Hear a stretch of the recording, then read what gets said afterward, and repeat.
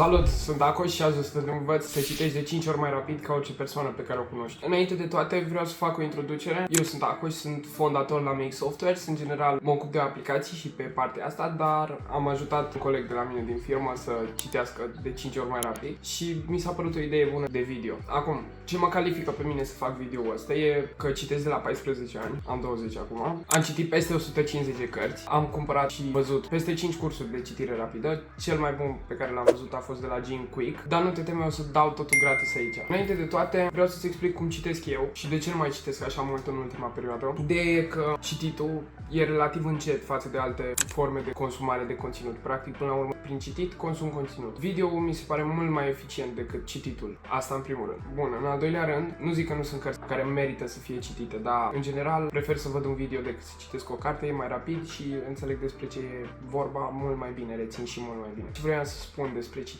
este că degeaba știi o tonă de informații și nu aplici absolut nimic. Se poate face argumentul că ești mai prost dacă citești 1000 de cărți și nu aplici nimic, decât dacă știi super puține de aplici tot ce știi și tot ce înveți aplici. Da, sunt cărți care merită citite de mai multe ori, de exemplu Marcus Aurelius, Meditații. Asta e o carte care ar trebui citită de mai multe ori în diferite perioade ale vieții și înțelegi diferite lucruri din ea. De fiecare dată când o citești înțelegi altceva, are o grămadă de substraturi și e o carte foarte complexă. Multe cărți, majoritatea lor, nu merită citite nici măcar o dată. Merită să te uiți la un rezumat sau la un video explicativ despre cartea respectivă. Uite, 40 Laws of Power, How to Win Friends and Influence People. Astea sunt cărți care merită citite, pe bune. Dar merită citite la modul citești un capitol, citești o parte din ea, te duci și aplici ce scrie în cartea aia, îți faci un obicei în jurul lucrurilor respective. Atomic Habits, iar e o carte care merită citită. Citești o parte din ea și te duci și aplici. După te întorci și citești restul și nu treci peste o carte, mai bine citești de mai multe ori aceeași carte până reușești să aplici toate informațiile din ea, decât să citești multe cărți degeaba. Sau cel puțin așa gândesc eu. Dar am zis că e super util pentru voi să învățați să citiți super repede și mi se pare un skill care e worth having. Așa că astăzi o să-ți arăt cum să citești mai repede. O să începem cu cum să vezi cât de repede citești în momentul ăsta. E super simplu. Prima oară numărăm cuvintele de pe 3 rânduri, ca să vedem în medie câte cuvinte are un rând.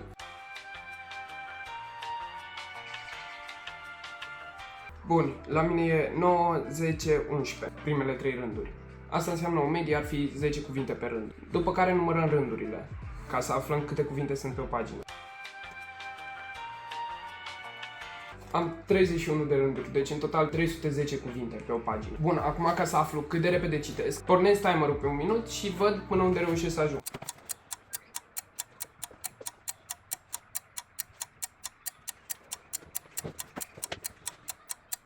Am reușit să citesc undeva la 250 de cuvinte într-un minut, ceea ce e ok, e în medie. Media e 238, dar n-am folosit niciuna din metodele pe care o să vi le arăt. Bun, prima îmbunătățire pe care poți să o faci, efectiv doar faci chestia asta și te-ai îmbunătățit instant, ți-ai crescut ritmul de citire cu 30%, instant, e pur și simplu să citești cu pixul. Știu că sună super banal, dar o să-ți explic și de ce merge. E un pix, nu trebuie să fie deschis, închis, începi să trasezi pur și simplu modul în care citești.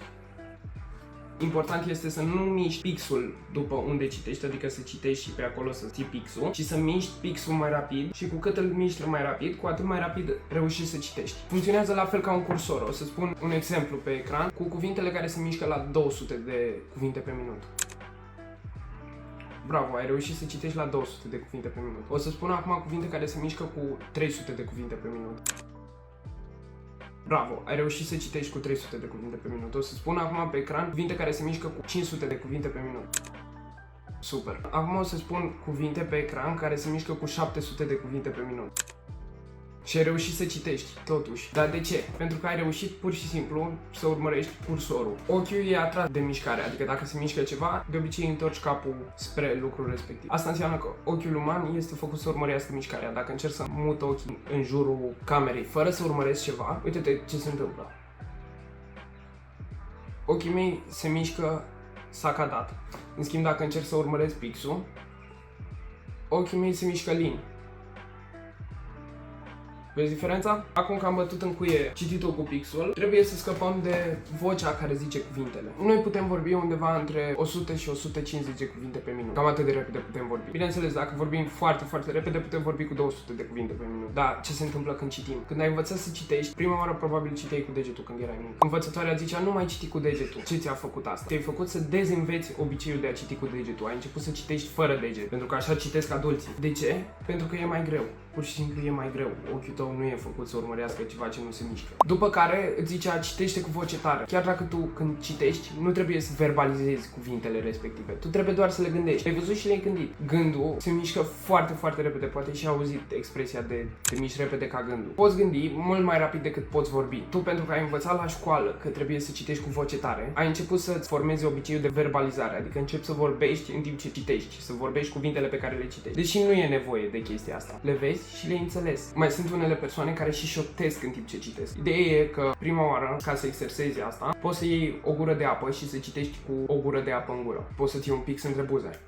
Asta te poate opri din verbalizare. De obicei e un declic care se face. Dacă încerci, nu știu, câteva pagini, la un moment dat e un declic care se face și te lasă să nu mai verbalizezi cuvintele pe care le citești. Bun, aici tu probabil o să zici că, păi da, după nu mai rețin atât de bine informația din carte. Da, sunt de acord cu tine că treci mai repede prin informația din carte. Și asta acumulează multe informații deodată în creierul tău și poți să pierzi din informațiile esențiale ale cărții. Tocmai de asta, înainte să citești o carte, trebuie să faci o anumită pregătire. Poți să te uiți la un rezumat online. Majoritatea cărților bune au un rezumat online foarte, foarte frumos explicat. După care poți să îți pui câteva întrebări înainte să citești cartea despre ce vrei să afli din carte. După care poți să subliniezi ceea ce citești. Asta crește foarte, foarte mult retenția de informație din carte. Tu după poți să te întorci și e ca și cum ai mai citi încă o dată cartea, dar citești doar informațiile necesare. Când ți-ai găsit răspunsul la întrebările inițiale, efectiv să le scrii jos pe hârtie. Asta te va face să le reții și îți va da mai multe șanse să le aplici. Cel mai important scop atunci când citești o carte e să aplici informațiile pe care le înveți din ea. Dacă citești fiction, nu știu, nu am citit poate 3-4 cărți de fiction toată viața mea. De divertisment e ok, dar nu mi se pare bună de divertisment. Nu știu, mai bine aș face altceva și n-aș citi cărți care sunt fiction. Dar tu când citești non-fiction, efectiv încerci să schimbi comportamentul, încerci să înveți ceva. Deci automat scopul e să aplici ceea ce citești. Acum că să zicem că ai trecut de la 230 de cuvinte pe minut la 299 de cuvinte pe minut, că ți-a crescut rata de citire cu 30% doar pentru că ai citit cu pixul și te-ai oprit din verbalizare, o să-ți arăt care sunt pașii de acum încolo. Bineînțeles că o să trebuiască să înveți tu. Chestia asta e un skill, nu e ceva ce se acumulează rapid. Până aici a fost un quick tip, un quick hack ca să reușești să citești mult mai repede, adică peste medie. Dar de aici încolo o să trebuiască să te pui efort ca să înveți, ca să-ți obișnuiești ochii. Dar de aici încolo se face diferența adevărată. Ca să ajungi la nivelul următor, va trebui efectiv să începi să citești punctat. Prima oară poți să începi cu 4 puncte pe rând. 1, 2, 3, 4. Și pur și simplu începi și punctezi. În loc să trasezi cu pixul pe rând, îl punctezi. 4 puncte. Ochii tăi urmăresc pixul și citesc automat. Ce se întâmplă aici? Nu citești cuvintele cum ești învățat să le citești, să citești prima literă, a doua, a treia, a patra, a cincea, a șasea și așa mai departe. Nu. Tu pui pixul în mijloc și vezi deodată cu vederea ta periferică. La început o să pui 4 puncte, pentru că nu ai vederea periferică suficient de dezvoltată. Dacă vrei să-ți crească șansele să poți citi un pic mai ușor cu metoda asta cu pixul și să vezi deodată tot punctul, poți să începi să faci exerciții de vedere periferică. Inclusiv când conduci, faci exerciții de vedere periferică.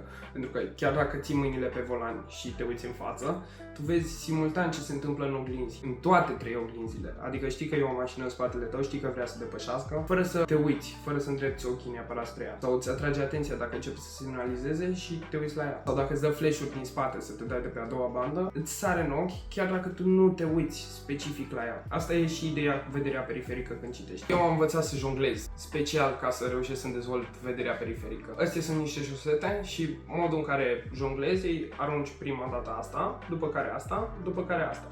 La început poți să înveți cu 2 și așa. Contrar cum crede lumea, așa, nu, e 1 și când ajunge asta pe aici, atunci o arunci pe a doua. Deci asta vine așa și când ajunge aici, o arunci pe a doua. Și după aia încep cu mâna asta la altă. Bun, și când vine cu 3, când încep să faci mastering la astea două și încep cu 3, ai 1, 2, 3. M-am ridicat în picioare că mi ies un pic mai bine din picioare. Deci, practic, arunci 1, 2, 3. 1, 2, 3. Tu vezi automat unde sunt toate 3 bilele cu vederea periferică. Chiar dacă mă uit la cameră, pot să fac și invers. Și acum dacă le leg, chiar dacă în timpul ăsta eu mă uit la cameră, reușesc să jonglez, pur și simplu din vederea mea periferică. Jonglatul mai are și alte beneficii, precum, nu știu, crearea de materie cenușie, stimularea de neuroni mai mulți, adică, efectiv, pentru că înveți un skill nou, funcționează la fel ca mersul pe bicicletă. Tu, odată ce l-ai învățat, îl știi mereu. Și e și un party trick destul de bun. Acum că să zicem că ți-ai dezvoltat vederea periferică și ai reușit să citești în 4 puncte, poți să începi să citești în 3 puncte și împarți rândul astfel. Bun, odată ce ai reușit să citești în 3 puncte, pur și simplu e vorba de foarte mult exercițiu, să citești măcar 2-3 cărți la fiecare punctaj. Și la început o să ți se pare un pic greu de înțeles, dar cu cât mai mult repeți, cu atât mai ușor o să ți se pare de înțeles și cu atât mai bine o să te descurci să citești cu atât mai multe puncte. Tu când punctezi un rând, vezi, chiar dacă pui pixul în mijloc, tu vezi deodată și începutul și sfârșitul cuvântului sau cuvintelor. Și o să reușești să ajungi la 2 puncte, pentru că ți se dezvoltă vederea periferică tot mai tare și reușești să citești în 2 puncte. După care începi să citești cu un singur punct. Eu n-am ajuns încă la nivelul ăsta. Când citeam super multe, reușeam să citesc cu 2 puncte pe alocuri.